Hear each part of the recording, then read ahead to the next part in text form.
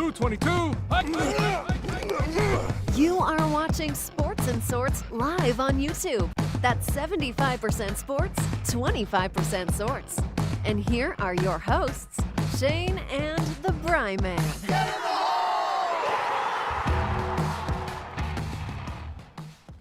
Yes, we are back, and Bri Man is not on the screen, and I don't know why, of course, because we've had an extended break. That's why. Now he's there. All right. There. Okay, I'm there. So we are back, and it is a Monday at 9:26. We are 10 minutes late, which is normal. That's the norm. But we have a lot to talk about today. I'm excited to talk about all the things that we have to talk about. I'm not excited to talk about one of the things. Which is? Alvin Kamara. I'm not excited to talk about that. That is one of those things that I'm just kind of like, really? In this day and age, really? Like, come on. Stuff just keeps happening, man. Yeah, it keeps happening, and it keeps happening, and it keeps happening, and it's quite disturbing. And it's not just in the NFL. I mean, it seems like the more heavy-hitting things happen in the NFL, but it still happens in baseball and basketball. I don't hear it happening in hockey, but I don't follow hockey news very often. But it's one of those things that just seems to follow around these athletes who, maybe not educated enough, maybe not, I don't know. I can't really figure out what the underlying, algorithm is that is following all these sports. And it just might be because you get rich, you get famous, you think you're above the law. But there's plenty of people that are rich and famous that don't do this stuff. I mean, there's plenty of rich and famous people that obviously do some really shady stuff. Right. But it's just very, very odd. With having such a short window of a career, such a short window, probably a lot shorter for him now. Right. But having such a window might have closed. You have such a short window of a career. Yeah. And you have to have at least people on your side that are like, grab you by the hair and just rip you out of the place that you're in to keep you in line. And yeah, granted, you might fire that person, but that person has to ultimately really have your back, and you have to understand that that's what you need in your life if you're going to be doing stuff like this. I think you touched on a couple of things. The rich, the fame, the thinking you're above the law kind of stuff. I think a lot of that comes into play with celebrities, athletes, anybody who's famous. And let's be honest, in this day and age, in the political era that we're in too, it seems like a lot of people are impervious to a lot of things. Yeah. Which is very upsetting. I think the other thing too is, if you're a famous person and you're going out in public into a bar, that kind of a setting, I'm not going to sit here and say you're asking for trouble, because it doesn't matter if you're rich or famous. You should be able to enjoy your life, right? You're more likely to get in trouble. But you are, because somebody is out there trying to push those buttons. Someone's going to, if you're rich and famous, you're going to go into a bar, into a public setting like that, and someone is going to be trying, especially if you're an athlete, to set you up. Right. Because there's so many emotions that follow around sports fans. Yeah. And it's even bigger now than ever with fantasy sports. Oh, I love and hate fantasy sports. Fantasy sports have warped people's brains in so many different ways. Yeah. For starters, people really don't know how to actually judge NFL talent anymore, because fantasy sports has actually warped them into thinking that unless you put up big numbers, you're trash. Right. Which is just so dumb. Like, I mean, if you think about it, I know, like, say a guy like Terry Bradshaw or Joe Montana, yes, they put up good numbers, but they didn't put up like fantasy sports numbers. Right. Yet, wouldn't you have liked to have had those guys on your team? I would have, because that would mean I'd have a few of them trophies hanging around. But anyways, I don't want to digress from the Alvin Kamara thing. I do think though that with a guy, it's, and I'm not going to make excuses for athletes. You go out in public, you're famous. You are putting yourself in a situation where if you're not incredibly disciplined, or you don't have a crew around you that can, to your point, like you said, you literally said, like, pull them back by the hair, right? you don't have that crew around you, guys who can keep you in check and maybe keep others in check, you're again, I don't want to say you're asking for it because that is not fair. As an athlete, any person should be able to go and live their life the way they want to. Yeah. But you are putting yourself in harm's way. There's no doubt about it, because to your point, there are idiot fans out there who are going to be like, fuck you, Kamara, fuck the Saints, or there's something stupid, And next thing you know, you're swinging. And from what I read of this report, it's not good. Like, he really hurt this dude. Like somebody got hurt bad. I mean, these guys are, and that's the crazy thing, is that these guys are finely tuned athletes. Right. They can. You are do not just damage. fighting a normal dude. Right. And these are, especially in the NFL, like these are guys who take punishment day after day after day. Right. And they're fast. They're agile. They're strong as hell. They're quick as hell. Yeah. These are guys molded from clay, man. These dudes are ripped and jacked, and it's just not the fight you want to pit. And again, I have no idea who he fought. I don't know what the other guy looks like. I mean, who knows? The other dude could be a shit brick house. I have no idea. But the bottom line is, history is not going to reflect well on Alvin Kamara. I mean, unless unless it was just some and this wouldn't shock me either in this day and age, if it was some Nazi white supremacist who was, dropping N-bombs and being outrageously racist, in which case we'd all be like, good for you, Alvin. We do need to know more of the information that comes out. Right. That's why I am surprised there's no video. I know, right? I am There's very video surprised. Of everything. There's video of everything now. Yeah. How is it right? How is there no evidence for this? I'm very surprised. I don't know. Listen, maybe it hasn't come out yet. We'll see. We'll see what happens. I think there's a lot more to be revealed there. But listen, before we kind of jump into the show, Super Bowl and stuff like that, I just want to acknowledge that I am wearing a Vapor Elite authentic Joe Burrow jersey. I was going to introduce it too. I'm sorry. I didn't mean to steal your thunder. I was going to say that you're looking awfully dapper today in your fancy Joe Burrows. Joey B authentic, baby. Vapor Elite. Yeah. And the reason why I'm wearing it, well, there are two reasons.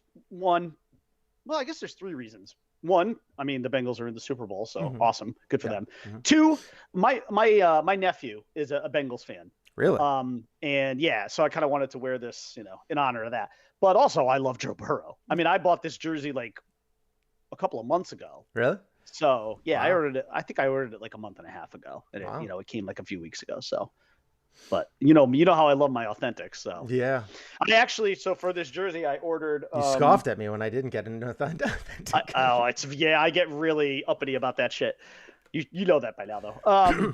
I bought one of those a captain's patch. You know how they wear the C with the stars. So I got the one that Burrow has, which is the C patch with 2 stars underneath. And then for this side, I got the Super Bowl 56 patch. Oh. So when they come, I'm gonna take it to a tailor. I'm going to wear 8 masks when I go into the tailors, and I'm going to say, "I need this patch here or this patch here." That's what it's going to sound like. You're going to be Bane? You're going to Bane it? Yeah, I'm going to be Bane. Yeah. I'm going to need you to take this patch and put it on this side and then this patch on the other side. And then what happens if they don't do it right? Well, then you die. Then you have my permission to die. So, yeah, if they don't get the patches right, we're going to have that problem. Hey, Callie, yeah, that's what I'm going to do. So I'm gonna have those two patches put on there, and then if I could ever get this thing signed, that would be legit. Yeah, cool. That's awesome. Yeah, that's sweet. I was gonna wear my Tua jersey because, of course, as a Dolphin fan, I'm also very happy today. Yes, we'll get into that. Yeah, we'll get into that. We have that as well on the docket today. You are excited because, I mean, for I guess the right reason. Yeah. You have.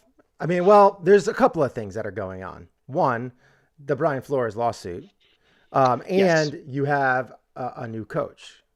Yes. And I think a lot of people, especially the way that he portrays himself in the media, tend to like this guy. He's young. He's fun. He's culturally, current. He's hip hop. He's a little tiny guy. He's also a fucking genius too. Yeah. I mean, he's a Yale grad. 38 years old, which I know, of course, sounds young, and that is young, especially in coaching NFL, coaching NFL world. But he comes, though, with 15 years of experience, and he's been all over the league as assistants, as coordinators.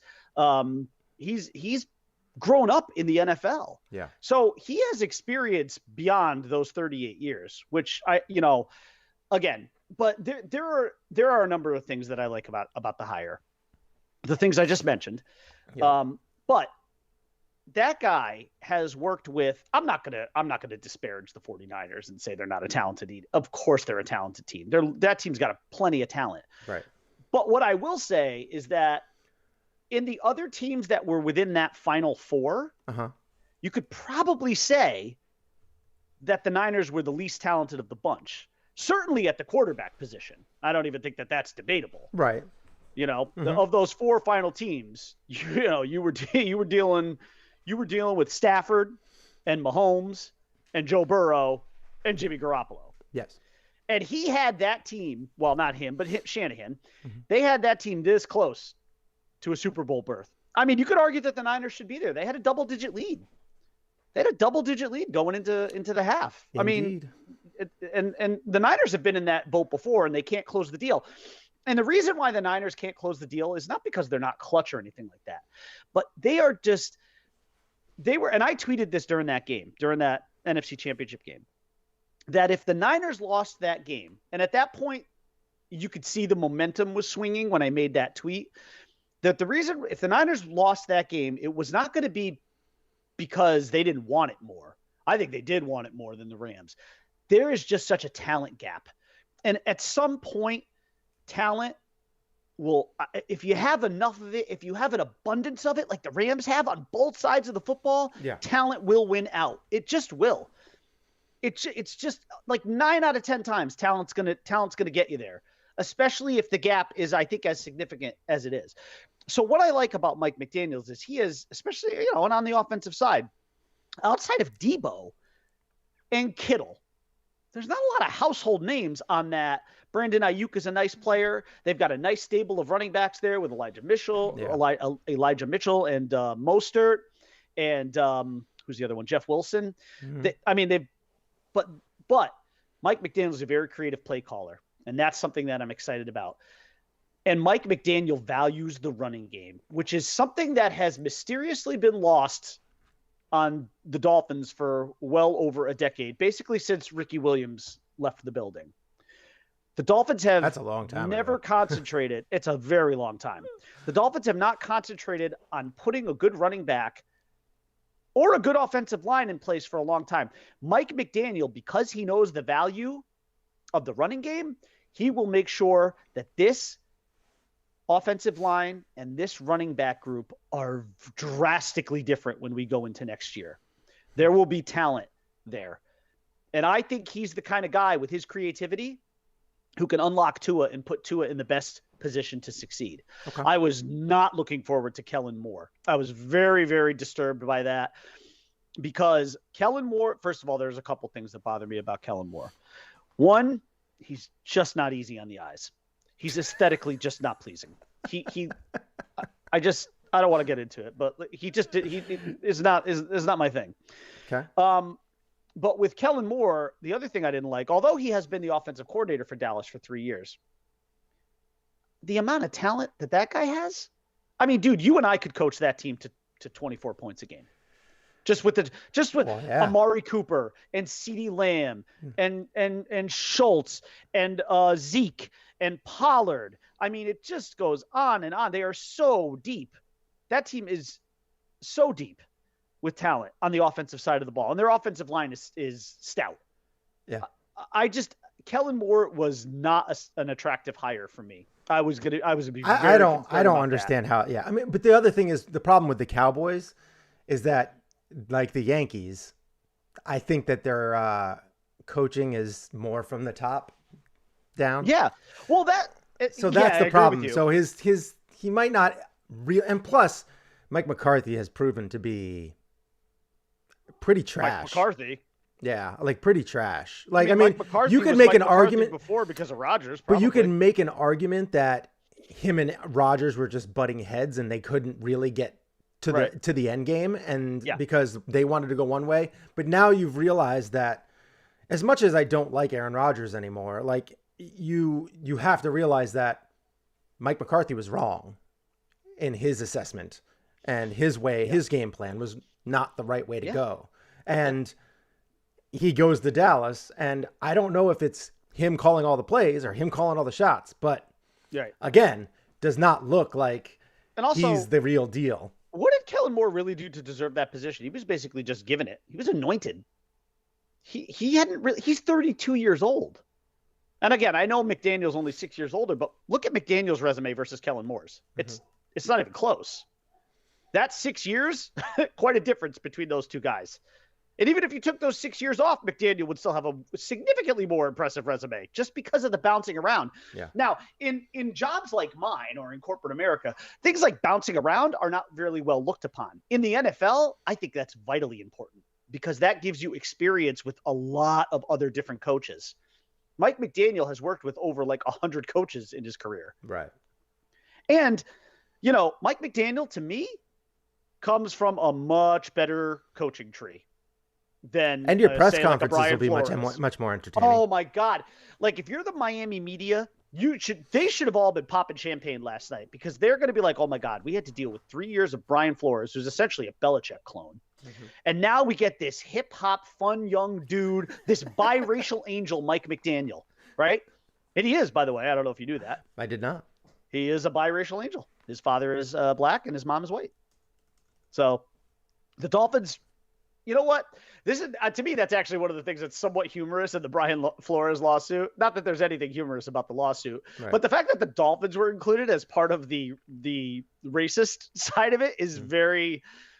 I don't really say. You can say whatever you want about Steve Ross being a complete dumpster fire because he is a dumpster fire of an owner, but racist is a tough thing to put on the Dolphins. First of all, the Dolphins, just as of the last 3 years, were the only team that had ever had a black general manager and a black head coach simultaneously. But then the Dolphins fire Flo, and then they replace him with a minority. Yeah. And I think it's a little different. I Dolphins am not in this the camp lawsuit because of the $100,000 per game bribery, not because of them actually being a racist organization. But I will say, you know, and they have a Jewish owner. Right. I will say that, you know, obviously he doesn't look like he's black.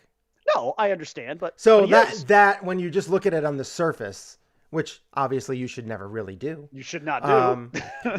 There is that can be brought up, but obviously when you dig in a little bit deeper, like in most cases, not all, but most, you find a little bit more depth. Yeah, exactly.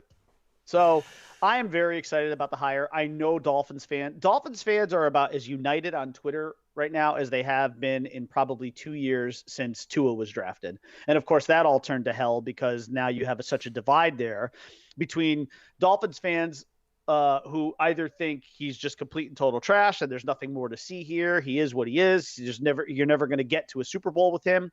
And then there are people like me who think I can't fairly assess him yet until I see him behind a kind of competent coaching staff. And more importantly, behind an offensive line that isn't a turnstile.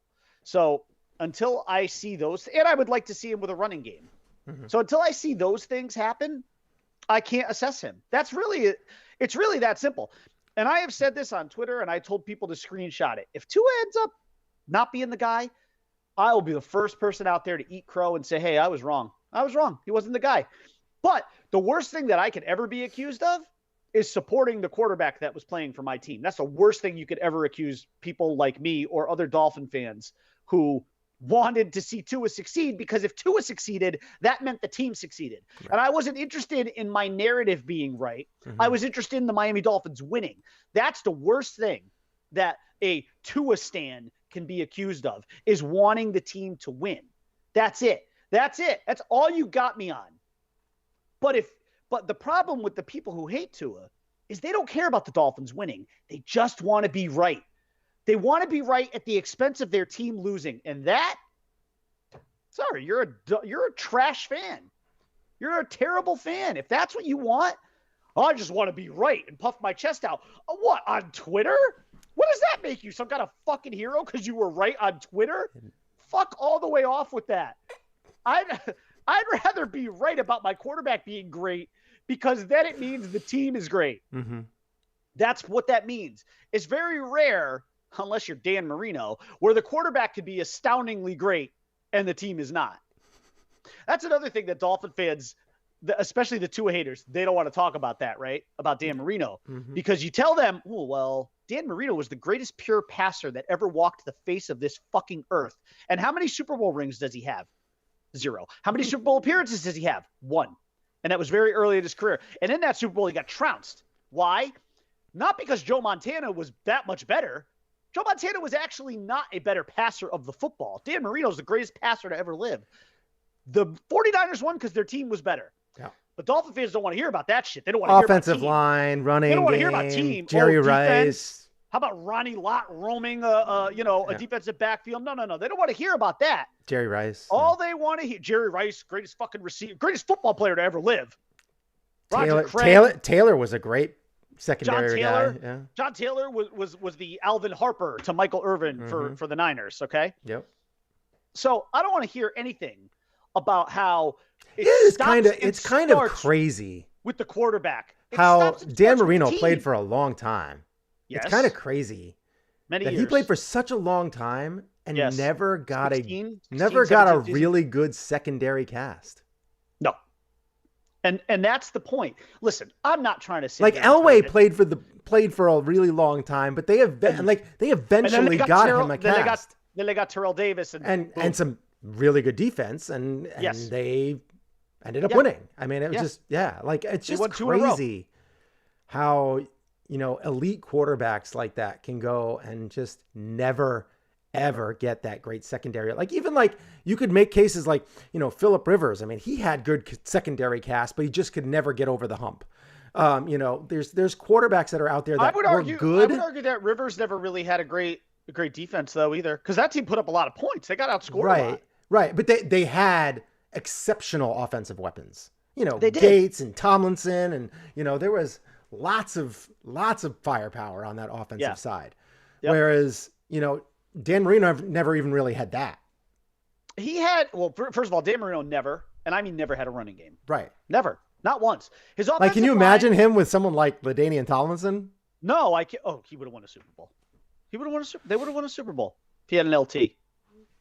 Because they would have kept teams on the field. They would have exhausted defenses with they didn't use tight ends like they do now. So having Gates back then. Yeah, early in his career he had Crash Jensen, but then later in his career he had Keith Jackson, who was a very prolific pass catching tight end and a very good one. I wish those two had been more together, like in their prime years. They were, they were together and they were successful together, but they never had I wish they had like a Mahomes, Kelsey, both these guys in their primes together, First and tight ends, 5 years of the league.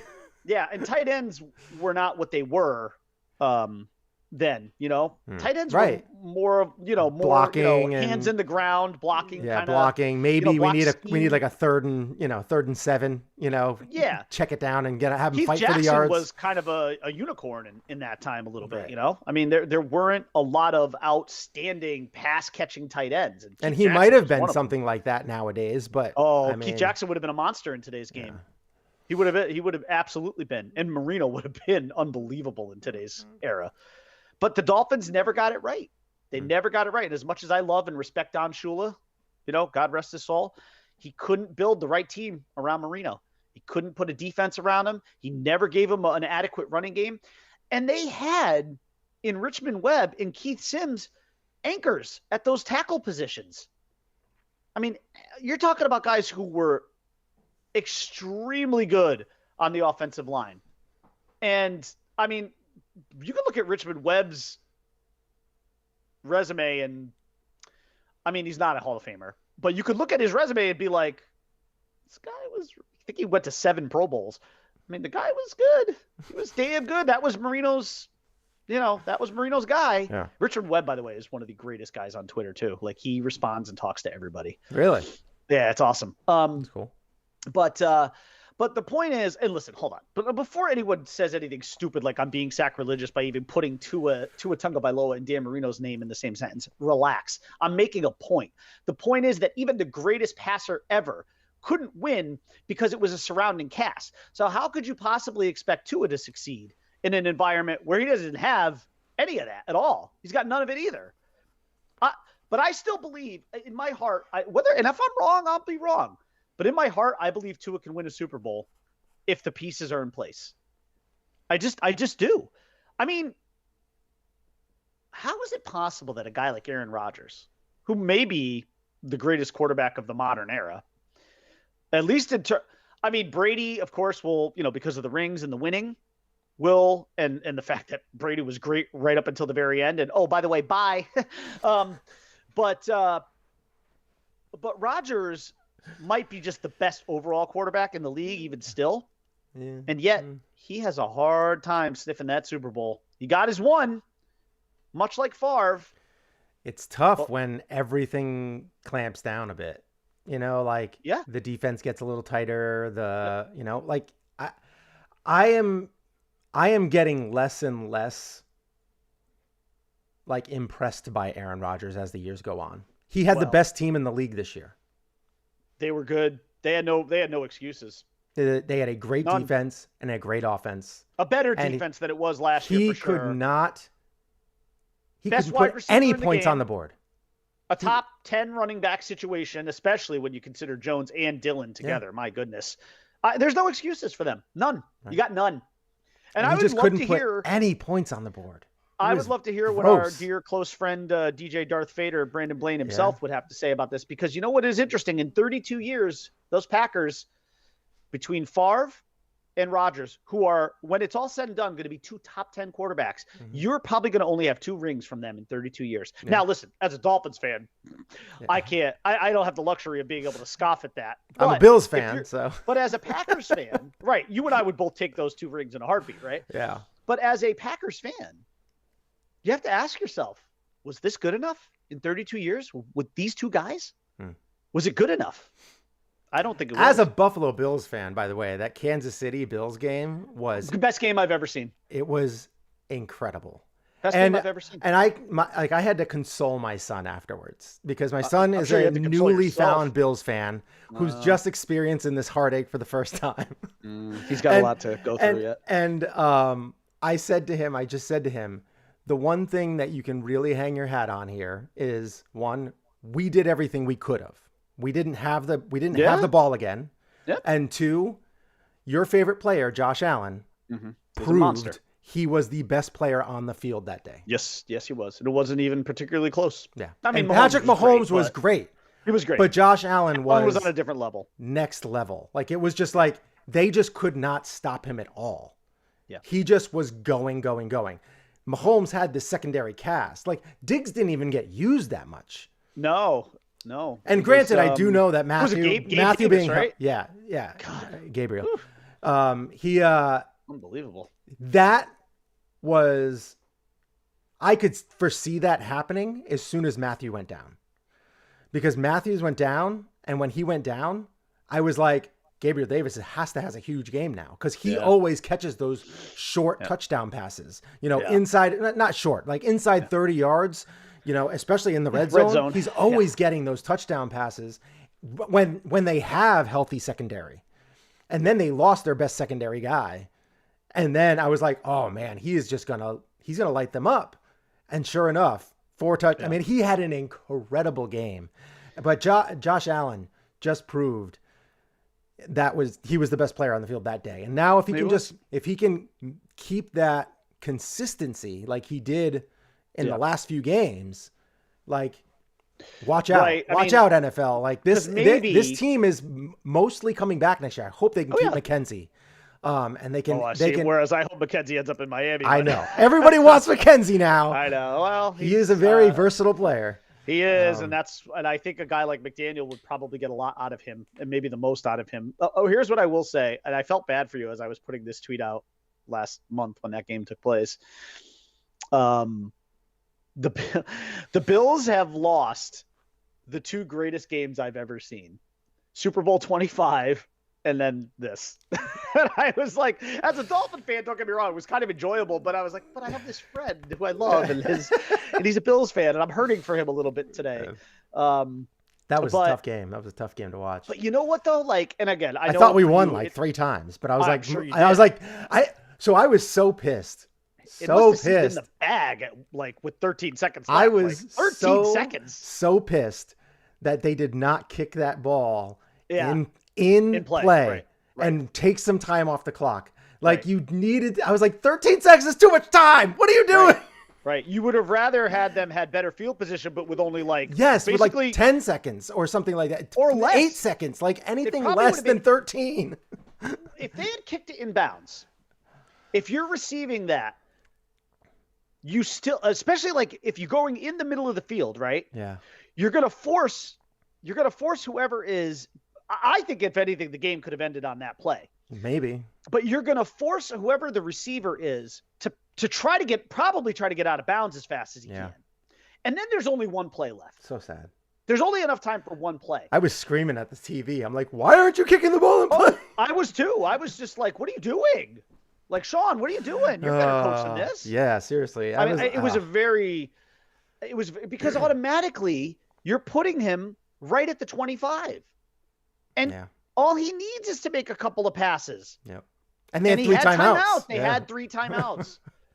That's the reason why. That was the reason right there where you needed to put the ball in play. Yes. If you didn't have any timeouts, all right. I could, but even then, you could still check down and get a couple of plays. I mean, it takes like what, 4 seconds, maybe 5 to run like one of those quick out routes to the sidelines. Yes. I mean, right. I mean, bottom line, look, you still. I mean, look, I know that there is the chance that you could get a kickoff return for a touchdown, and so that's why you're like, okay, kick it through the back of the end zone. That's a much lower percentage than Patrick Mahomes with 3 timeouts. It actually is. Even with 13 seconds, I think it's a lower percentage. Yeah. So, it was a bad call. I'm not going to sit here. If Josh Allen had 13 seconds and he was on the 25, I think that they would have been terrified too. Yeah, I would have been. Yeah. I would have absolutely been with 3 timeouts. And even just 2 timeouts. You really don't even need 3. Right. 3 was like a luxury. Right. Yeah. Because you were not running 3 plays with 13 seconds. Right. All they needed was to run 2 and they got it. But the fact that the middle of the field was open for them because of the timeouts, absolutely crazy. That's the killer part. Yeah. You can. I just do not know what McDermott was thinking. I don't. Yeah. And Evan McPherson's got a howitzer for a leg. Mm-hmm. So, if it's within 60, he's got a good chance, like a really good chance. It was a little mind-boggling, but again, it didn't take away from the fact that I still think it's one of the 2 greatest games I've ever seen. Yeah. Where it ranks, because the other one, I think, for me, my opinion, the other one is Super Bowl 25. So the pageantry of the fact that it's a Super Bowl that I think was the other greatest game, it's hard to say. But, yeah, it's pain. I mean, listen, Dolphins and Bills fans know pain, but for very different reasons. So, yeah, I did feel for you.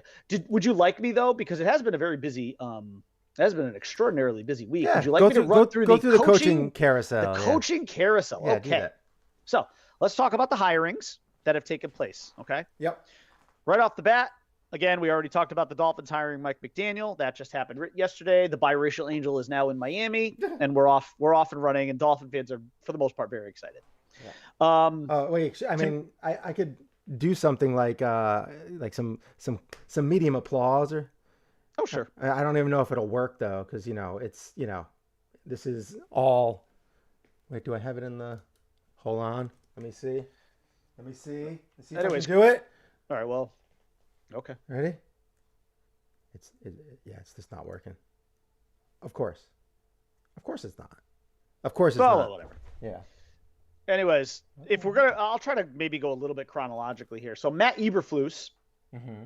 Was hired as the coach of the Chicago Bears. Mm-hmm. A little bit of a surprise there because the Bears had been in play with other names, and Eberflus just sort of came out of nowhere. And I think he was the first name that kind of got things going.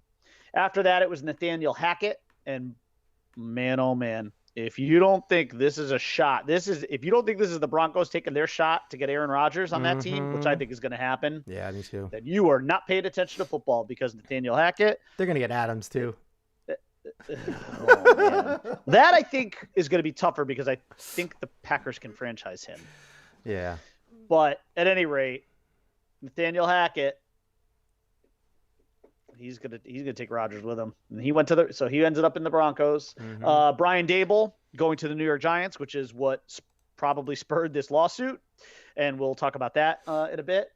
So Dable goes to the Giants. Good hire for the Giants, though. Very solid. I think he'll be great. Josh McDaniels goes to the Las Vegas Raiders.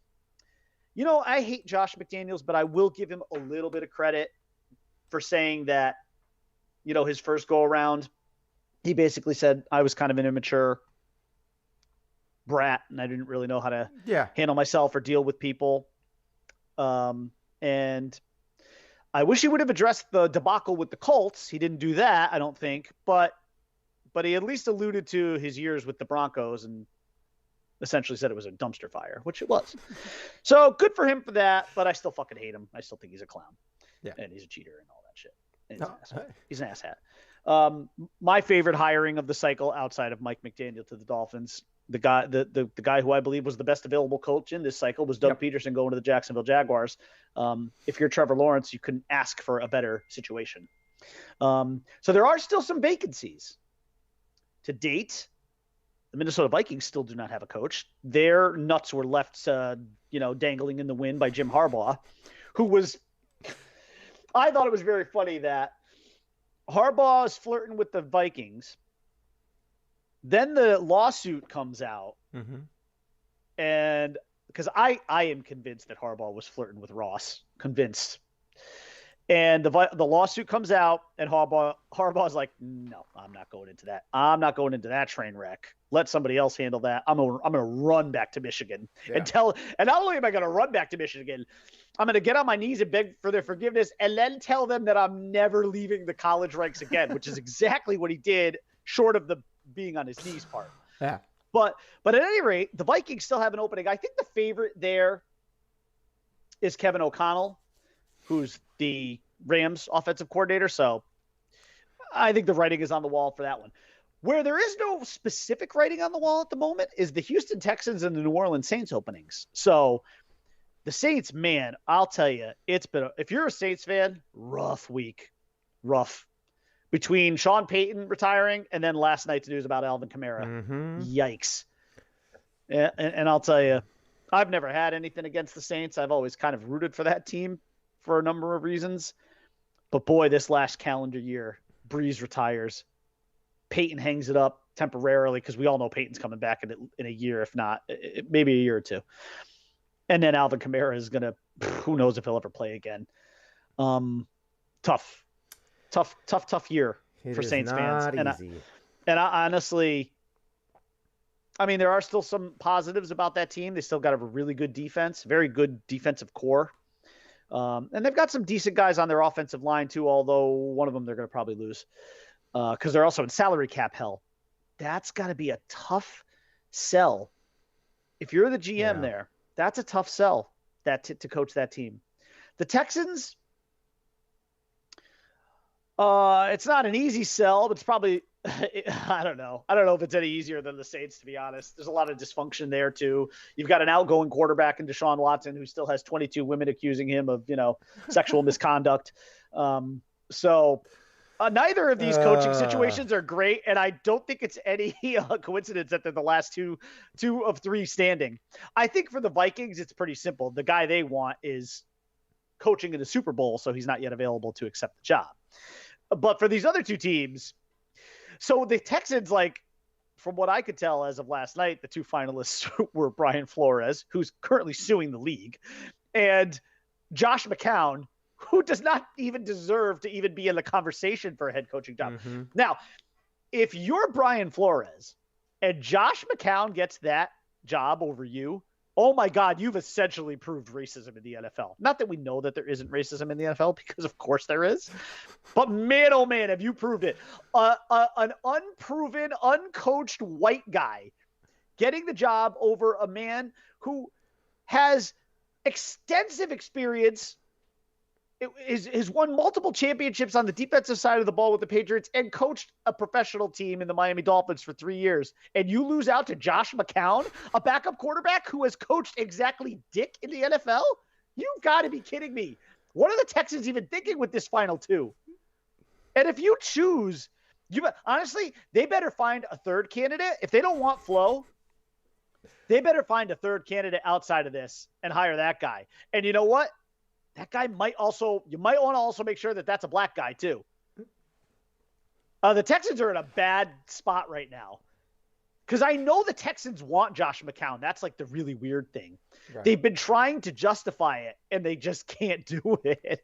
And now they're in a real rut because Flo is one of the purported 2 finalists for the position. So if you're the Texans, man, you better either find a third candidate or you better hire Flo. Because if they hire Josh McCown, oh my God, as if the shit hasn't hit the fan enough with this lawsuit, you're going to have a real major problem. I mean, at that point, you need to just include the Texans in the lawsuit. I mean, how would you? I'm sorry, Josh McCown is not qualified. He's simply not qualified. He's not. I don't know. It's a bad optic for the Texans, and that's your coaching carousel. Sounds fun. The 2022. Yeah. Well, speaking of 2022, we have a Super Bowl to pick. We do. Unfortunately, you cannot beat me this year. I mean, so we had like a 2-month hiatus. Not really. I was about 6-7 weeks, I think. And most of that was due to my family getting COVID. We all ended up getting the Omicron, and my wife got it first. My daughter got it second. I got it third, and my son got it fourth. And that was kind of like all spread out through weeks. So like my wife got it, and then like towards the end of her getting better, then my daughter got it. And I was actually sleeping in my daughter's room at that time, because my wife had it, so I couldn't sleep in the bedroom. And then it just kind of went that way. And everybody at the end of everybody else's getting it ended up getting it. And so it just took, a good 4 or 5 weeks for everything to kind of subside. And then last week it just didn't work out. Because I had some physical therapy and some MRIs and stuff like that to get done on my old knee. But we are back, and so that long of a hiatus doesn't usually happen. We usually take a little bit of a break. Usually part in the summer, we'll take a little bit of a break because the baseball season is the only thing that's going on during that time, and it's tough to kind of just constantly talk about that. We'll come here and there, like do a show every other week or something like that to keep in touch, especially if anything big pops up. Right. But this was an extended break, unfortunately, due to some medical stuff. So apologize for that, but we're back and everybody's feeling better here. Hopefully everybody's doing well over on the Bri Man side. Yeah, pretty good. That's good. It just feels like, every week you're dodging a bullet, right? Yes. It just like, yes. We take extreme precautions in our house, as you know, with the way that we handle the dropping off and picking up of the kids and masking in the house during the week. But, again, we have our reasons for doing it, so which are nobody's business. Yes. But, we have our reasons. Yeah, and we did too. we have our many reasons. People are very aware that my daughter has a pacemaker. I have rheumatoid arthritis and diabetes, and there's just stuff in our family that, we had to kind of be precautious with.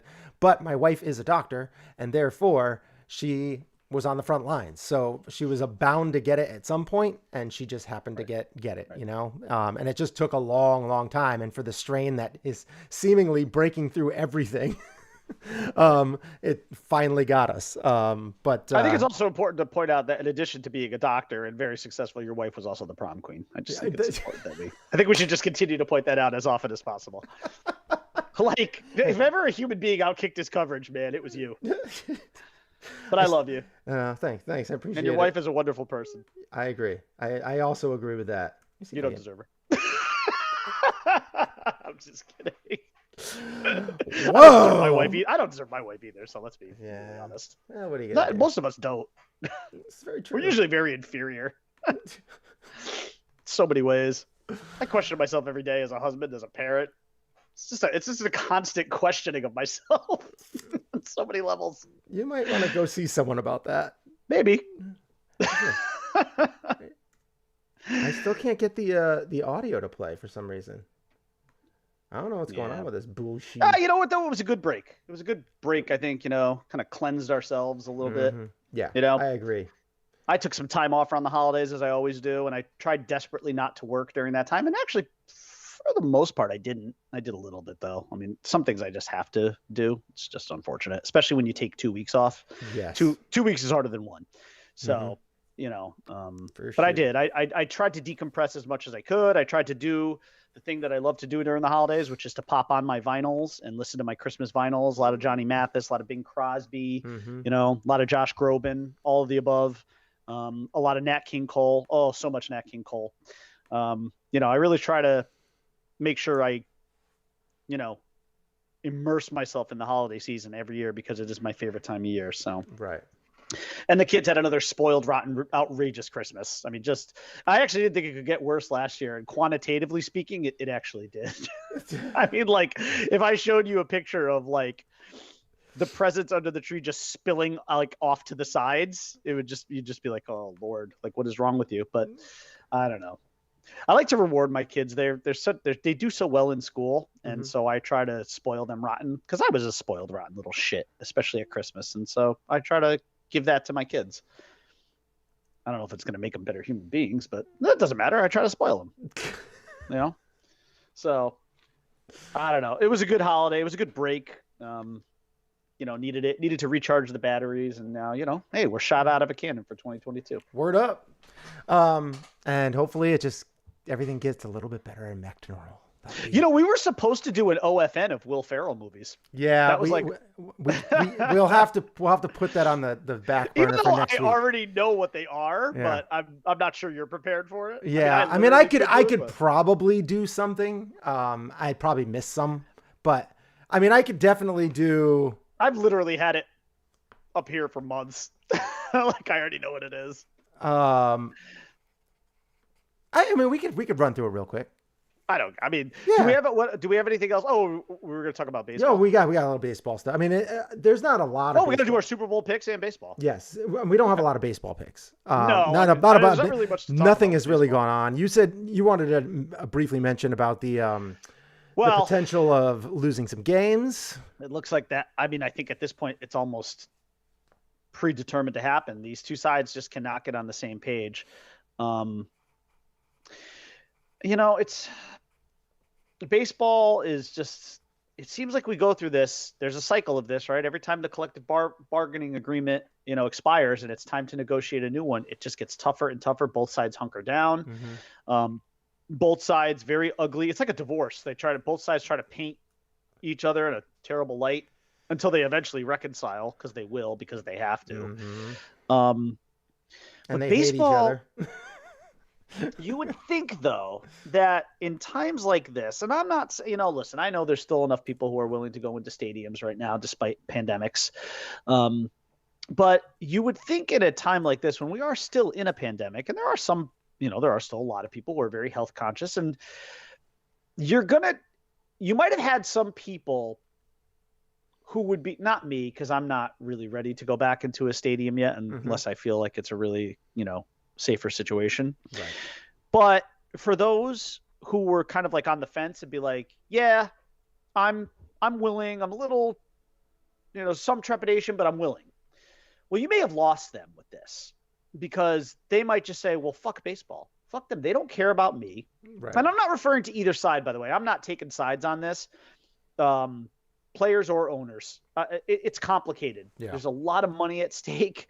For the players and for the owner. I mean, I don't know. For me, I'm starting to kind of side a little more with the players these days than the owners, especially in football. Baseball, I mean, everything is guaranteed, so they're all multimillionaires no matter what. But I find myself kind of leaning a little bit players these days. Regardless, this is going to be a tough sell if you're trying to get butts in seats when you eventually get this thing back, you better not leave too bad of a taste in people's mouths. I know eventually fans will come back because they always do.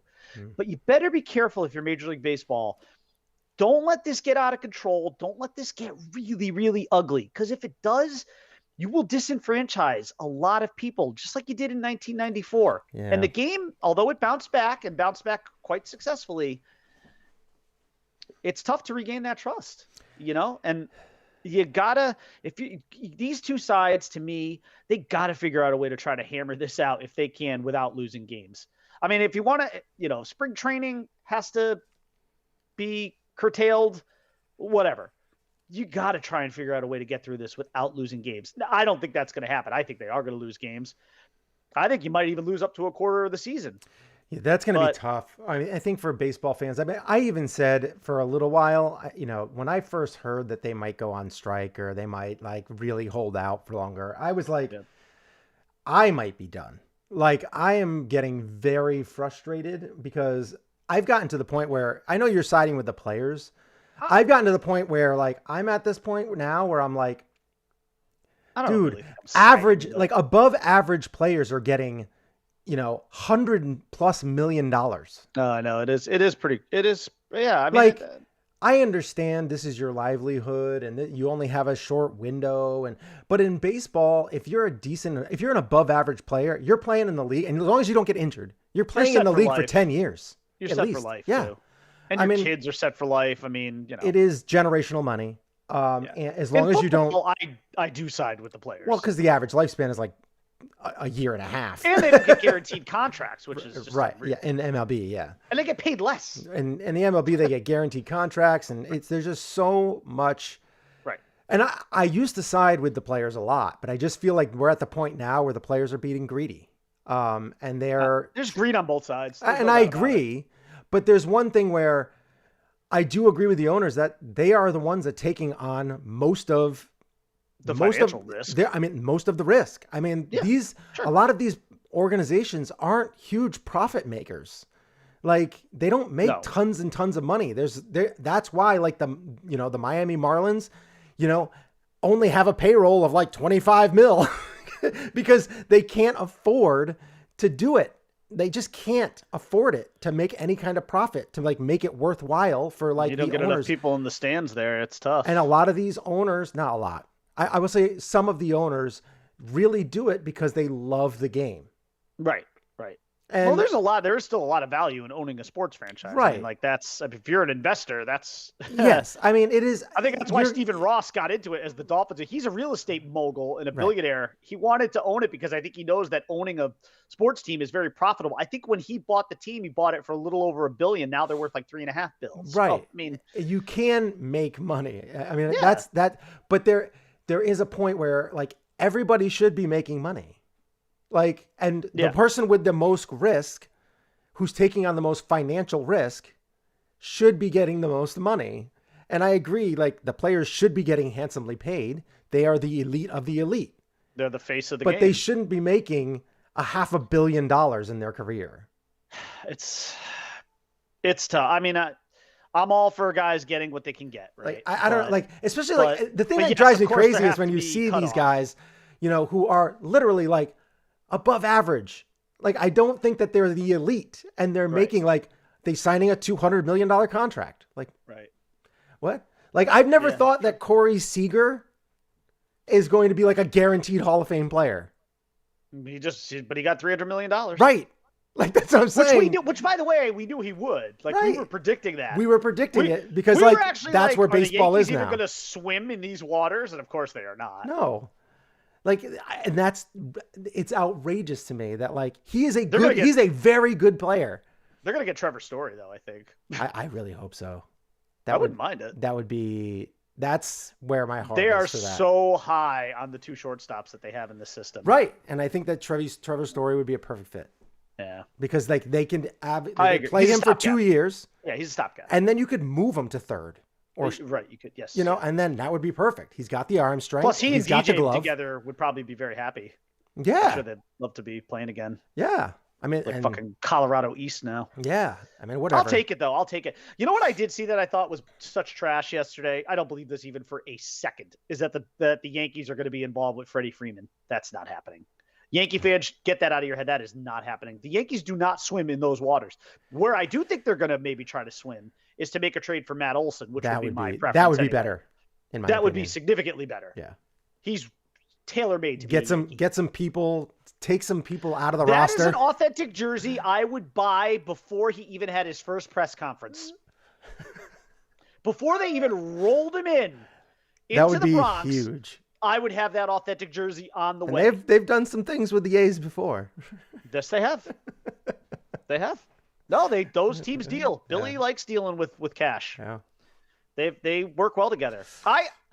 If there is any move, one single move that I hope happens, it's that. Now, of course, the one problem with that move is that it does come with a significant cost in terms of trade. I mean, nobody's giving Matt Olson away. No. So that guy's a fucking man. He's a seriously good And player. offense, defense, he's got the package. Yeah. He's gonna fetch. Some gems from the Yankees system. So And he's gonna eventually cost them some big money. and he's gonna cost money. No, it's a double whammy. Yeah. But honestly, I'd rather have him than Freddie Freeman. Yeah. Despite the trade cost. And Yeah. I like Freddie Freeman. Oh, Freddie Freeman's like amazing. about Freddie Freeman. He's But great. I want Matt Olson. You give me Matt Olson, baby. And that lineup, oh man. Yeah. I'll sign me up. I'm down for that. I'll buy that for $1. If those two things happen this offseason, I will be amped for the baseball season. I would be pretty happy. We have not had something like that. I still feel like they need another starting pitcher somewhere in there. I'm still. You think Severino will come back? Well, I was just going to say, I'm still wed to this idea of Sevy being in the pen, but I think we all know that that's not going to happen. They're going to put him in the rotation. You think he'll come back to be there? He fucking better have stopped. He better figure out a way to stop tipping his pitches, though. Mm-hmm. I mean, that should be an easy thing to correct, but apparently, I don't know. Well, but he was just so great out of the pen, though. You know, and then once you see a guy succeed in a role like that, which is so highly valuable, he succeeded really well in the rotation too. It just no, he did. No, he did. You're right. Until he came started crashing tipping down. pitches, yeah, and then he got hurt. Yeah. So no, listen. If he could be what he was, and he's still so young, then of course I want him in the rotation. It's hard though when a guy does so well in the pen like that, and you just don't want to lose him in that role. But I think the Yankees are going to have to make some kind of pitching move, because if you are going to move Sevy back to the rotation, then you got to put somebody else in the pen too. You got to get another arm, because I think, aren't they going to be without Zach Britton this year, right? Because he had Tommy John. So I think so. He's going to be gone for almost all, if not most of the year. Yeah, he might come back for the end of the year for the playoffs and stuff. So it would be like a late acquisition kind of thing, which is good. But as long as because sometimes when you come back from that surgery, you're a little rusty. Like you have a hard time finding especially with somebody who's strictly trying to pound the zone. Right. Like he was, and he's a sinker ball pitcher. I mean, there's a lot of action. He's got the feel. Sometimes it takes a little while to get that feel back in your fingertips and stuff. Yeah. So I don't. In other words, you just can't count on him. Right. That's nothing you can count on this year. But if you're just talking about if they make a trade for Olson, and we could shoot Luke Voit to the sun and get Trevor Story, I'm in. I'm all in. I'm all in, baby. That would be exciting. That'd be very exciting. And then figure out what you're going to do with your rotation as the year goes on. And I mean, as of right now, your rotation's good. It's not like it's bad. It'll get you through for sure, as long as people stay healthy. So I think that overall, especially with that offense, your offense can get you through the regular season. You're just going to have to make some sort of big trade when it comes to the trade deadline. You're going to have to do something to beef up your rotation or the pen. One or the other. So this way you're deeper in the pen or whatever. Yep, absolutely. Got to figure something out. But all right, let's get into Super Bowl picks. Yeah, the Super Bowl picks. I was trying to fix this situation over here, and I just couldn't fix it. I don't know what's going on with it. Since you won the regular season thing, though, I will make sure to give you some good beer. I don't know when we'll see each other, but you get some good beer. Yeah, get some Coors Lights. Oh God, I would not do that to you. I would not do that to anybody.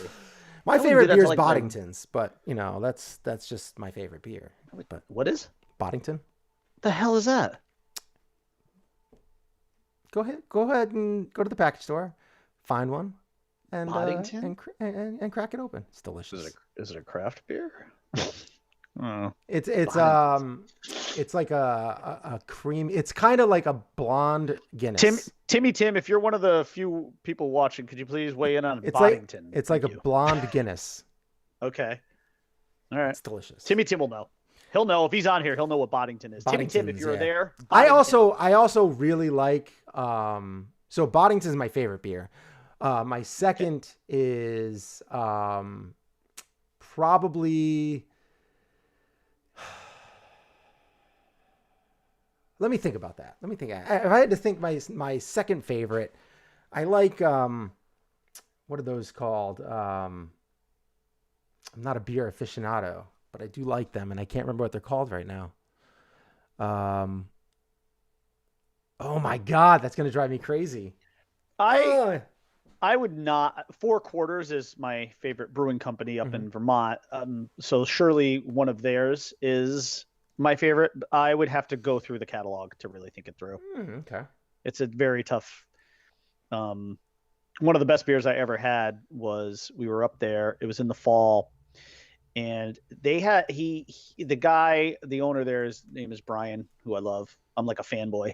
I'm like a Brian stan. I don't even know his last name, but he's fucking awesome though. I mean, He's just like one of the most creative and ingenuitive beer brewers I've ever met. He just makes these incredible concoctions. And we went up there one fall, and it sucked because it was what they called their Randall of the week. So he Randalled one of the beers that he had through something. Yeah. And it was his pumpkin latte beer, and he Randalled it through candy corn. Oh God. And when I tell you that is just some of the best shit I've ever put in my mouth, my goodness. I don't know if I can identify that as my favorite beer because it's not even a beer that exists anymore. Brought It was you like joy. it was like a one-shot deal. Brought your mouth joy. But oh my God. Oh, the mouthfeel was just phenomenal. Yeah, my second favorite I think is probably Hefeweizen. I like Hef. Okay. Yeah. I mean, at least that I know. Yeah. But least I know Boddington's is my favorite. It's like an English ale, All right. creamy ale. Okay. But Hef would probably be my second favorite. I like Fair those, enough. Yeah. So that would give you a little bit of my palate. Yes. I do like Guinness from time to time. It's not like I don't like seek out beer. I am more of a wine / whiskey drinker, but You're a little more hardcore. I can enjoy a beer. I can have a couple beers and enjoy it. I just don't like drinking more than a couple because then I'm just like, yeah. I mean, I honestly, I haven't had one since Christmas. So, Yeah. Oh no, I take that back. I'm sorry. I had one a couple weeks ago. I take that back. I just had one about an hour ago. Two weeks ago, but then before that, it was Christmas. See, I just cracked this open recently. Wow. Yeah. Look at that. Bourbon, huh? Yeah. That's my jam. That would fuck me up. I cracked this open a long time ago. It's almost empty. Wow. It's Terry Bradshaw's. Is it? Yeah. Really? Yeah. Is it good? It's all right. It's very corn heavy. Interesting. Yeah. These are the ones that I just have in here because I don't have room to keep them out there. This is Monkey Shoulder. I like the name. Good scotch. Ooh, I like the monkey things on it there. That's pretty cool. Yeah. It's a That's very, awesome. very good introductory scotch. I would say Okay. solid scotch. I was not expecting an alcohol lesson today, but all right. All right. Well, Boddington. those are the only three that I have right here. All the rest of the stuff is over on like the Tim must not be on because he is not responding. Yeah, so he's just like He would've he's giving me sent the me a middle text. finger for choosing Boddingtons and maybe he and might just be Hefeweizen. ignoring you Yeah, he's completely. just like, oh, but- you suck. You suck. You better get in there. They're turning on George. Little wedding singer coming at you. Yes. All right, let's do the Super Bowl picks. So yeah, let's do Super Bowl picks real quick. If I could play the music, I would, but I can't, so I won't. let's get into the NFL. We have the picks of the Rams, the Los Angeles Rams, versus your boy, Joe Burrows, the Cincinnati Bengals. Joe Burr.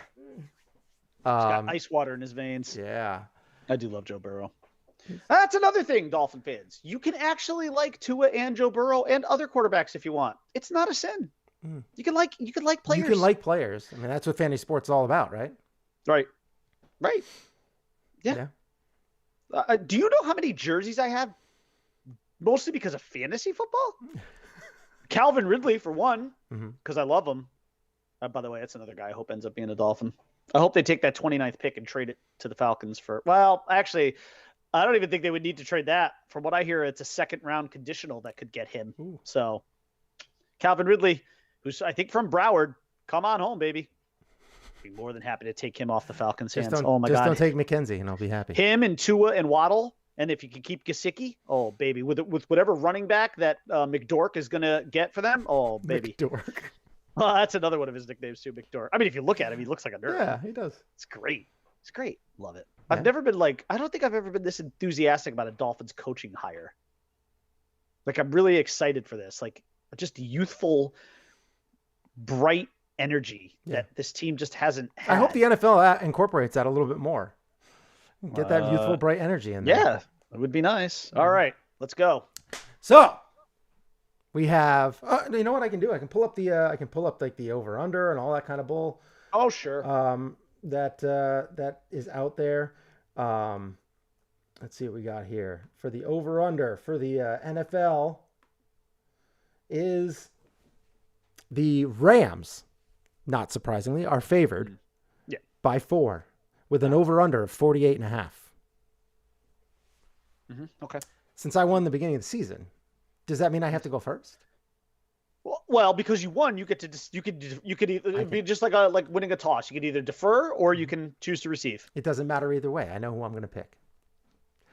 I am rooting for, and I feel like they just have a better overall team.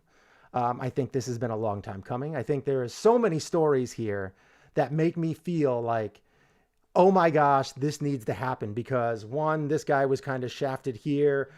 This guy was shafted there. This guy hasn't gotten over the hump, all this kind of stuff. Like, this guy deserves it. And that is, I do feel that the favorite here is going to win. I don't know if they're going to win handily. I would expect them to. I do think that the Cincinnati Bengals have a sneaky defense, and they can obviously cause some turnovers. And obviously, you can't sleep on Joe Burrow because he will put up some numbers on you. They have a extremely talented wide receiver, and they have a kicker. Yeah, and they have a kicker who can boot the ball and who has pretty much the biggest balls in the NFL. So big. I mean, his nuts ride shotgun. There's no question about it. There's no question about it. He puts his nuts in the car, and so he can run in the carpool lane. And yeah, absolutely. I am. Oh my God, Yoda is howling up there. Can you hear him? No. I don't know. Yeah. Wow. Okay, he stopped, but wow, he was howling. Wow. Poor man. Yoda's I don't hear him howl very much. Actually, I have to catch up on Boba Fett. I've heard a lot of crazy things have been happening. It's been great. I think it's been great. I haven't watched the last 2 episodes. Okay, well, the last 2 episodes are great, right? 2 of the best / most, I guess if you want to call it controversial. I've heard that like Boba Fett's like taking a back seat. He's not even in episode 5 and he's barely in episode 6. Oh my God. So that's awesome. Poor Boba Fett. But they're great. But that's Boba Fett, right? Yeah, kind of. Mr. Backseat, right? Yeah. I still think it's a great show. And I still think Jon Favreau needs to become the Kevin Feige of Star Wars. Like, just hand the reins over to him and let him go. Movies, shows, Disney Plus, I don't give a shit. Yeah. Favreau needs to own all of it because the man is a fucking genius. He is. Yeah, he's the Kevin Feige of Star Wars. Yeah, he's great. And let's be honest, Star Wars needs a Kevin Feige right now. Yes, I agree. So it needs to be Jon Favreau. Moving on. I feel like the Los Angeles Rams are going to win this. The favorites are going to win. I am looking for, Matthew Stafford to get over that hump, get that ring because he finally has the team that he deserves. I even feel like Odell Beckham Jr. has come out and played like an actual football player of a team. He's not out there for himself. He's out there to play as a team. And I feel like the Browns just they have destroyed so many different people in that organization. And I feel like Odell, he caused problems in New York, but it was always because he seemed like he wanted to win. It wasn't just about him. He just wanted to win. Very competitive. And he got to the Browns, and it just seemed like everything was in disarray. They couldn't figure out how to use him. They could never get, Baker to figure out how to use these guys. He had so many weapons. Yeah. And then he gets traded, and you know what? They figured out how to use him. And boy, did they need him. They wanted him. Yeah. And when he was available, McVay was like, go get me that dude. Yeah. Get me that man, please. Yes. And you have him. I mean, obviously Cooper Kupp has had an incredible year.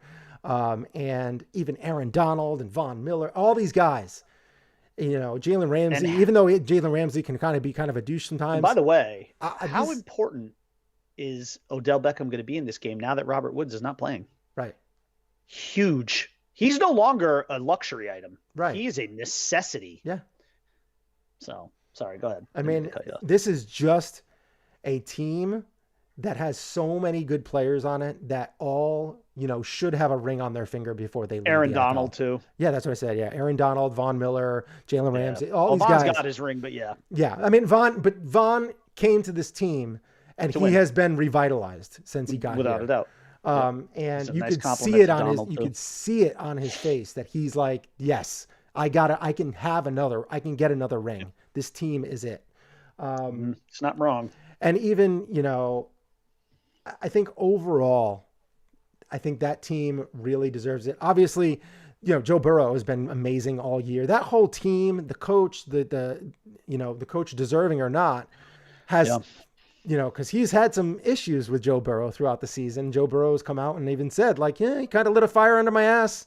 And I thought about it, and that's why I put up those numbers. And he's done stuff like that. And obviously, they have the kicker with the balls of steel. Right. So, yes, it would be cool for them to win. But I just think that the Rams, better team. I think they have a better coaching staff. I think that overall, that's the team that's going to win. And I expect them to win fairly handily, but I do expect to see a Joe Burrow push. There's going to be a point, and if they can't stop that push, whether it's over the course of a quarter or whatever, then they're in for some trouble. So what's your final score? Sorry, did you give it? I didn't give a score. I would say my final score would be, it's going to be a relatively, not high scoring game, but it's going to be a good scoring game. I think I would say 28-20. I'll say 28-24. Okay. So you wouldn't have them covering, right? Because that's a tie, right? How about this? And I'll say 30-24. So they cover. Okay. All right. Very good. So I agree with almost everything you said other than the outcome of the game. Because I'm going to pick the Bengals. I'm going to pick the Bengals 27-24. And I am 100% picking with my heart here. Because I would love to see Joey Burrow get himself a ring right out of the chute. And I would be really happy for my nephew, even though I think there would be a lot of shit talking that my poor brother would have to deal with, more so than me. But especially considering he's a 16-year-old who would already have a Super Bowl. My brother's a 53-year-old man who wasn't old enough to remember the Dolphins winning their first of two, or their second of two. So my brother, I think, would have been 5 when they won their second one. So there's no memory of that. That would be like Lex memorizing, So but everything on paper points to the Rams, just like everything on paper pointed to the Chiefs beating the Rams. And yet somehow this resilient team, who was down at one point by 18 points in that game, found a way. And I think, and I don't know. You meant the Chiefs beating the Bengals. The Chiefs beating the Bengals. You said the Rams. Yeah. Oh, sorry. Chiefs beating the Bengals. And I think, and I don't know if I'm going out on a huge limb here, because I don't think this is a huge limb, but I think we're going to be in store for maybe one of the best Super Bowls we've ever seen. That'd be great. I think it's going to be a fun game where I do think the Rams will get up, and then I think the Bengals will make that charge. But unlike you, I think the Bengals will complete the mission. Because it's kind of been the story of their season. Yeah. They actually did it twice against the Chiefs. Once in the regular season in Cincinnati, same situation. They were down, I think, even by the same amount of points, came back to win that game. And then they did it in the AFC Championship game in Kansas City against the 12th man, against one of the hardest places. Well, the 12th man is Seattle, but So you're saying the gritty's going to be getting done a lot? I mean, what's that? The gritty's going to be getting done a lot? Yeah, absolutely. It's terrible. That thing is terrible, by the way. But I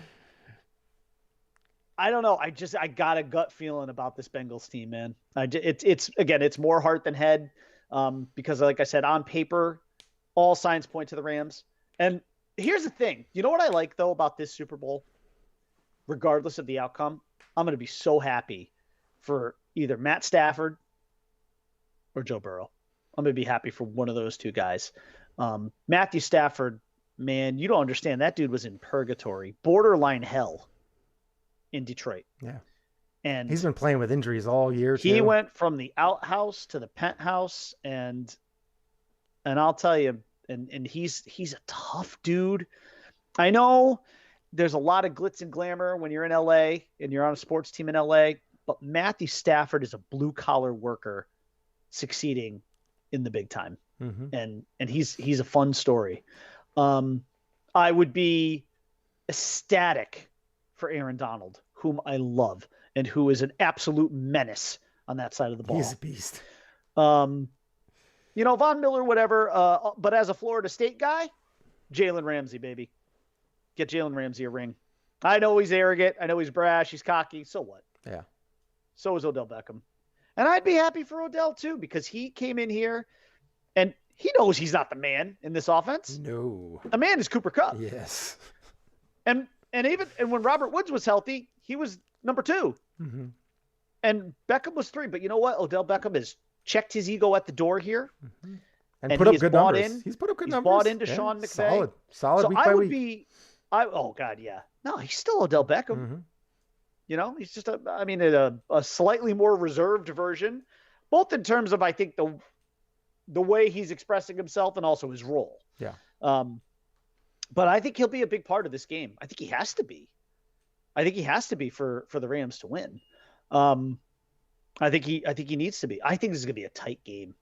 And I already said the score, right? 27-24. Yes, so obviously I have 30-24 Rams. You have 27-24 Bengals. So I've got the Bengals winning. And by the way, I do have the Bengals winning on a 50-plus yard Evan McPherson field goal as time expires. Wow. That's like really putting it out there. Yeah. They're tied. It's going to be a tie game. McPherson's going to come down to his leg. I think it's going to be an all-time great Super Bowl. I really do. I think the Bengals are going to win it. And I'm hoping to get some video from my nephew if he's, because at 16, that's, you're old enough at that age to understand and absorb all of it, and what it all means. Gosh, when I was 16, I remember like the Yankees, winning and me running around my house and, screaming like a maniac. Yep. I had a Yankee flag. I was running around the outside of my house.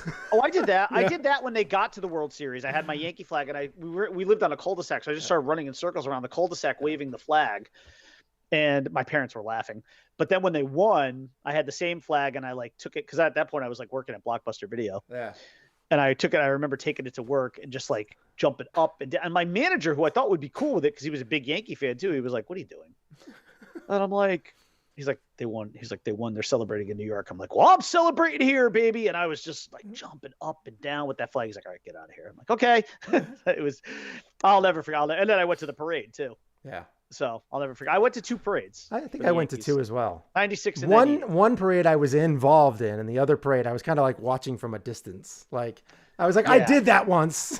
I don't need to do that again. I have somewhere. It's got to be somewhere in a photo sleeve or maybe even an album or something like that, probably just in a folder that I have somewhere, but I have a picture of me. So you know my friend Marty, right? Marty Lang, 6'8".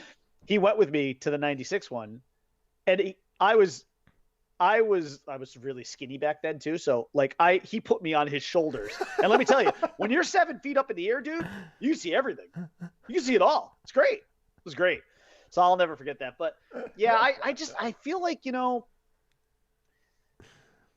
again, my head says Rams all the way, but my heart is with the Bengals. All right. It just, and I just feel like they're going to figure out a way to pull it out. Even if it doesn't seem like it should be their time, like it seems like it should be the Rams' time. Mm-hmm. I think the Bengals are going to steal this from them. And I think it's going to be a fantastic game. But either way, to me, there are no losers because I'll be happy for so many guys on both sides, regardless of who wins. Okay. So, I like it. Yep. All right. So let's we'll dive in real quick and get in. I'm going to try and restart my computer. Not the one that we're on, of course. That would just be dumb. Naturally. That would be dumb. But I've done stupider things. So, oh, sure. So anyway, let's get into, before we get into the OFN, I just want to real quick just touch on a couple of things that I've watched recently. Finally saw Spiderman No Way Home. Yes. Very good. Very good. Not my favorite. Probably on par with the second one. Okay. Second one's good. The second one was good. My first one's still my favorite of the franchise. And of his version of the franchise, this Spider-Man's. Yep. And overall, it was just very enjoyable. Lots of surprises, lots of cool things that happened. And a big fan. I really had a good time. My son had a great time watching it. And it was the first time we've been in the movie theater in 2 years. What was that like? There was only I think 7 or 8 people in there. Very well spread out. Me and him both wore masks in, and we both got COVID. We're both, I'm quadruple vaccinated. Yeah, and my son is double vaxxed, all that kind of stuff, he's gotten everything. My kids are both now still boosted too. And we still masked and all that kind of stuff, went in. And then when we got in there to, whenever we ate, we took our mask down and put it back up and all that. But, very good, very enjoyable movie. Good. I can't wait to see it. Yeah, it's a lot of fun. Of course, I will see it digitally streaming, but I still can't wait to see it. I was like that. I was like, I want to wait, but then I was like, I just don't I got to the point where I was like, well, now, we have like a 3-month window where we're kind of good. Yeah, right. Being vaccinated and we all caught it. Yeah. So let's get stuff done that we really want to get done. It's a good idea. It's good thinking. Yeah. So, so we decided to go to a movie. We did it, and it was a lot of fun. And my daughter and my wife saw Sing 2. So, did they like it? They liked it. My wife didn't like it as much as my daughter, but it wasn't as good as the first one. But it was still enjoyable. I just like it because Bono's in it. Yeah. But by the way, did you know? I did not realize that Scarlett Johansson had pipes on her. Yeah, she plays Ash. Yeah. She could sing, man. Yeah, it's not bad. Not bad at it. Not bad at all. God, Colin Jost. Boy, you want to talk about hitting a home run?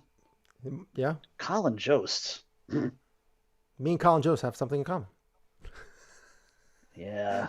I mean, that's Colin Jost, though, man. My goodness. I mean, not that he doesn't have a great life on his own, too. Right. But, Jesus Christ. He's got a pretty nice life. Making good coin. Good things in life. Yeah. Yeah. I mean, you haven't read his book? No. Holy crap. That is an amazing read. And it's quick too. Yeah. Yeah. Yeah, maybe I'll check it out. It's like an essays, kind of like a shorter story. But it's amazing. Him and Seth Rogen, their books. Oh. Yeah, I heard Seth's is No, Colin Jost is better. Is it? Yeah. It's better. It's a better book. It is so entertaining. You'd love it. All right. And then so I watched that. I started watching Jack Reacher recently. Okay. It's entertaining. Gets that kind of John Wick vibe going for me. It's not that the acting isn't quite that good, but you get that kind of physical fighting, which is kind of fun to watch in movies like that. You know, you've seen this beast of a man just go through and kick ass. And then I'm watching this show that just came out recently. Me and my wife started watching it. We love it. It's called Pivoting. I know you don't like the word pivot. But No. I used to like it because it was always such a Fantastic Friends reference, Yes. and Pivot! now Pivot! it's just turned into Yeah. like it's turned into corporate jargon, and that bothers me. Yeah.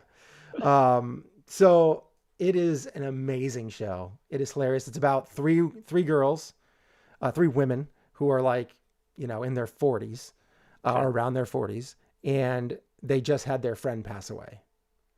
And they're like best friend, and it's them kind of trying to move on with that. But it's done very, I wouldn't even say it's like a dramedy. It's much more of a comedy. And it's their relationship with their spouses and their all that, and it's absolutely hilarious. It's absolutely hilarious. I have really enjoyed it. You remember do you watch Happy Endings? The show Happy Endings that came out? No. Oh my God, dude. If you're a Damon Wayans Jr. fan.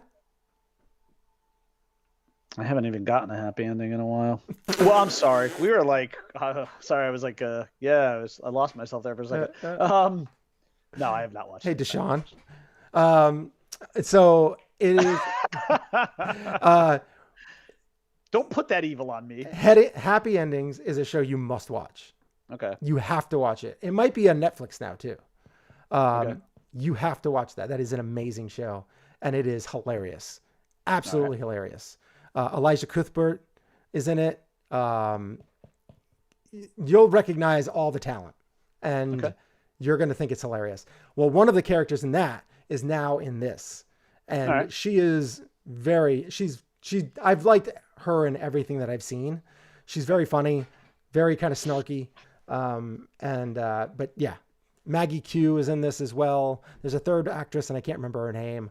But overall, great cast, and it's just very well done. Well, let's do OFN because I have to wrap in 9. Yep. So. Yeah. OFN, Will Ferrell movies. Oh, sure. Once, Forever, Never. All right. So we'll go back and forth. Okay. What is your, let me see if I can, hold on. Can I do, does it work now? Still doesn't work. You motherfucker. I just swore. Oh. Yeah, you did. It's terrible. All right. Once I don't know Forever, what's Never. going on with this Will thing. Ferrell movies. This was very easy for me to do. Was it? Yeah, it was. Was it? It was pretty easy for me too. I mean, I thought it was going to be harder. Although I can't say I looked through all of his catalog. But this is what came to my mind. Yeah. And my I'm curious about your. Well, if the movie got you're gonna be curious to see what's once and what's forever. Yeah, that's what really comes down to because. Yeah, right. Because so what are we gonna do first? What do you want to do first? Do you want to kill the one first? Because I think that one's the easiest one for me. The never. No, I'd like to go in order. Once, forever, never. Okay. Yeah, OFN it. All right. So you want me to start? Go ahead. I'll start. My once is, it's going to be kind of funny because if you actually look in my, no, that's you. That's not me. If you look in my picture right here, you can actually see it. Because if I blow up the picture here, you can actually see in the background my once. Potentially. That's true. That is true. But I didn't do that. Well, I'm hoping one of them didn't get included because one of them, it's really just a cameo. Yes. And that's why it didn't get included. Okay. So now I know what your once is. Okay. My once is Anchorman. It's so many quotes and so amazing. Yes. It's one of those movies I feel like I can just replay in my head almost because I've seen it so many times. Might be one of the most quotable movies of our time. It is so quotable. I mean, it's up there with like the Forrest Gump and the Jerry Maguire and like all of these movies that have so many quotes. Yeah. It is incredibly quotable, but like a lot of his movies are. Yep. But this is probably the most quotable, and it's just an incredibly fun movie. And the cast is just great. I just love this movie so much. And it's obviously you've done a little spoof on him on our channel prior. I actually watched that a few weeks ago. It's so funny. I found myself laughing at myself, which Yeah. was really. I don't like doing that. It feels stupid, but I think it's funny. some of it I thought was okay. I was like washing something the other day, and Christine said, so she was talking about, she's like, meanwhile, and I go, meanwhile, Aquaman was denied a bank loan. Aquaman was forced to use a urinal, and she's like, what? Yeah. What the hell are you talking about? So yes, Anchorman. My once, 3 words: Frank the Tank, Frank the Tank, Frank the Tank, Frank the Tank. Old school, baby. You can't not. I'm sorry. Old school is just tremendous. That's my forever. It's a tremendous ensemble cast kind of movie too. And it just him running naked through the quad to the gymnasium. Yeah. It's a little cold out there, huh, Frank? I don't know. I don't know how you top. I mean, it is just. Snoop, bring your green hat. It's a phenomenal movie. It holds up so well. If I watched it now, I'd still laugh me arse off. So, yeah, that's my once. So, my forever is not shockingly Anchorman. I mean, come on. I couldn't do Chaz. It's just the most quotable movie I think I could ever remember. In fact, I don't know that like a day goes by where like an Anchorman reference doesn't somehow work its way into my livelihood. I mean, it's just, like whether it's a quote or whether it's just a thought, I mean, my freaking Twitter handle is the Bri Man, which I didn't even come up with. My friend Jeremy started calling me that. And then I was like, oh, that needs to be my Twitter handle, Brian Fantana. Yeah. I mean, 60% of the time it works every time. Right. Sex Panther. Brian, I'm going to be honest with you. That smells like pure gasoline. I mean, stings the nostrils. I believe Diversity is an old wooden ship. No, Ron. San Diego. I mean, it's just, do you really love Lamp, or are you just, picking things that you see in the room? I mean, just we go into the bear pit. I mean, I'm like, I'm not even like scratching the surface. I'm in a glass case of emotions. I mean, right. He throws a burrito at Jack Black. I mean, it's just oh my God, it is an unbelievably brilliant movie. So, all right. So now we each have our onces and our forevers. What is your never? My, so that we're just reverse. Yeah. We're just reversed on those two. Yeah. I figured we would be. My never is Holmes and Watson. It was the only movie in modern, I don't know, the last 5 years, 10 years maybe, I shut off because I couldn't watch it. My never is Holmes and Watson. Is it really? It's a bad movie. Wow. Like it was, which was very hard for me because I had to decide between that and Anchorman 2 because Anchorman 2 is nigh unwatchable, but Holmes and Watson was bad. Yeah. It was bad. Holmes and Watson was. I was watching that movie. To like it so much. I did too. Having them back together. Yes. I was like, this has to be good. The trailers were kind of a little cringe. But I really, really wanted to love it. And it just was not there. No, it was so bad. I was like, I got about 30 minutes into it and I'm like, I haven't laughed once. I'm actually like bored to tears. Right. And I don't see it getting any better. No, and it didn't. I mean, I watched it all the way through, and I can tell you, I think I got about 45 minutes, and I was just click, done. I can't waste my time like this. Yeah, Anchorman 2. What's interesting about that, as bad as it is, there are moments. There are some moments, and I can get through it just because it's like this character has built up such cachet with me because of the first movie that I can will myself to get through it. Yeah, it has moments. It has moments in it. Holmes Watson doesn't have anything. It lacks. I didn't chuckle or laugh at all once.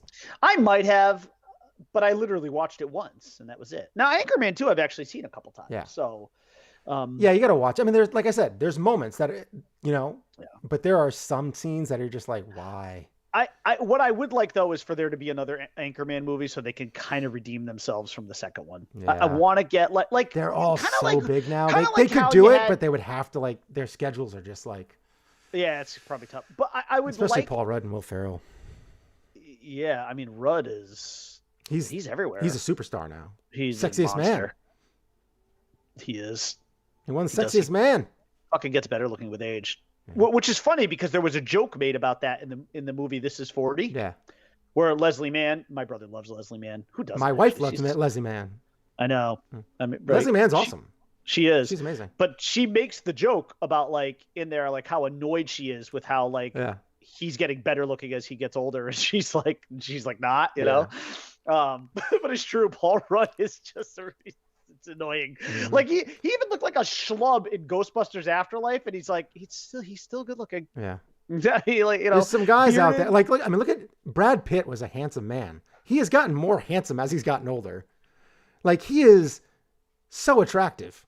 Yeah. He did. He got better looking as he got older. Yeah. Because like even George Brad Clooney, Pitt- like Clooney was like, you know, he was always Clooney's handsome, age. but like he just gets more dapper and like charming. Like if you look at Clooney in like From Dusk Till Dawn, he's okay. But yeah, he gets better looking as he gets older. Yeah. There's a lot Pitt of did too. actors. Pitt in Seven, you know, good looking young guy, but like then he became like a, you know, like now, I mean, come on. Yeah, it's unfortunate for the rest of us mortals. Yeah. Yeah. It's tough. Anyways, that's my OFN. Oh crap, I need to go. Yeah. We All can right. do our sign off. We will see you guys again next Monday. Thank you guys for tuning in for this we had a long overdue podcast. Yes. Little show here. But thanks for watching. We'll be back again soon. We'll see you guys next Monday with all new topics and post Super Bowl recap. Yes. Get back to the Super Bowl. I haven't all the commercials. We got to talk about the commercials. Can't wait to talk about those. Yes. I haven't done this in a while, so let's see if I can. Okay. So we've reached the end of our show, and to quote the great Tony Stark, part of the journey is the end. But we will be back next Monday to talk Super Bowl and other things. Should we spin the wheel very quickly before we go? Oh yeah. I mean, at this point. Yeah, I don't have a camera set up for it. Hold on. I'm gonna just pull it. Fuck the camera. Just spin that bitch. Oh, there we go. Okay. I'll put it right in front of my face. Ready? Okay. So I got it. OFN is no longer on there. We're actually going to be putting on. You said you wanted to do cameos, right? Yes, OFN of movie cameos. OFN of movie cameos. So if it Yeah, lands on Will Ferrell, that's what we're doing. Oh no! I think I wanted to do a Mount Rushmore of movie cameos. I think that was what I wanted. All right. Yeah. All right. So So if it does OFN, that's what it'll be. if Mount it Rushmore lands of on movie this one right cameos. here, it'll be Mount correct. Rushmore of movie cameos. All right. I'm ready? hoping it lands on that.